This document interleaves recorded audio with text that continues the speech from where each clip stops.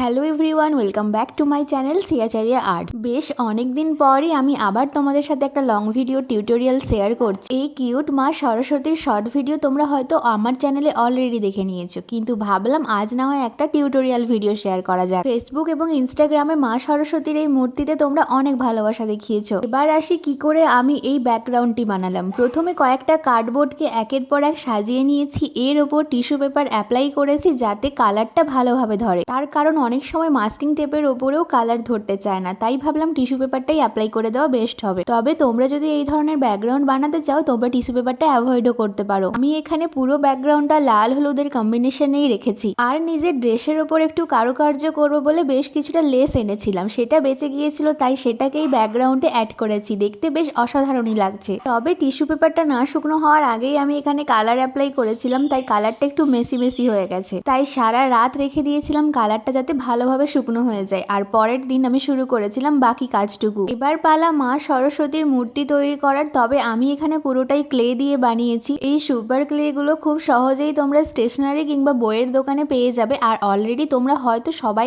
জানো এই সুপার ক্লের সম্বন্ধে, আশা করি। প্রথমে আমি এখানে একটা পদ্ম ফুল বানিয়েছি আর তার উপরে মা সরস্বতীকে বসাবো। তার জন্য প্রথমে একটা ইয়েলো কালারের ক্লে দিয়ে ভেতরটা বানিয়েছি, তারপর পাপড়িগুলো পিঙ্ক কালার দিয়ে বানিয়েছি। পদ্ম ফুলের পাতাগুলো বোঝানোর জন্য আমি এখানে সবুজ কালারের ক্লেটা ব্যবহার করেছি। প্রথমে চেয়েছিলাম সরস্বতী ঠাকুরের ড্রেসের কালারটা হোয়াইট রাখবো, কিন্তু দেখলাম আমার কাছে ওই সাদা কালারের ক্লেটা কম পড়ে যাচ্ছে। তার জন্য আমি এখানে হলুদ কালারের ক্লেটা দিয়ে পুরো সরস্বতী ঠাকুরের ড্রেসটা বানিয়েছি। হয়তো ইয়েলো কালারের ক্লের ওপরে হোয়াইট অ্যাক্রিলিক অ্যাপ্লাই করা যেত, তবে আমার মনে হলো ঠিকঠাক ফুটতো না, তাই আমি এখানে ইয়েলো কালারের ক্লেটাকেই রেখে দিয়েছি। আর বর্ডারগুলোর জন্য রেড কালারের ক্লে ব্যবহার করেছিলাম, তবে মনে হলো ওটা অতটাও ফুটছে না, তাই অ্যাক্রিলিক কালার দিয়ে বর্ডারগুলো একটু হাইলাইট করে দিয়েছি। তবে সবকিছু বানানো হয়ে গেলেও মেন যুদ্ধ করতে হয়েছে আমাকে হাত আর মুখটা বানানোর জন্য। বেশ অনেকদিন পরই আমি আবার এই ক্লে দিয়ে মূর্তিগুলো বানাচ্ছি, তাই হয়তো আমার সাথে এরকমটা হচ্ছে। ইয়েলো আর রেড কালার দিয়ে শাড়িটা বানানোর পর আমার কেমন ফাঁকা ফাঁকা লাগছিল, তাই আমি আরেকটু রেড অ্যাক্রিলিক কালার দিয়ে আমি পুরোটা ডিজাইন করে দিয়েছি। তবে আমার কাছে সবথেকে খুশির খবর হলো এই সরস্বতী মূর্তিটা বানানোর পর একজন দিদি আমাকে বলেছে এটা বানিয়ে দেওয়ার জন্য,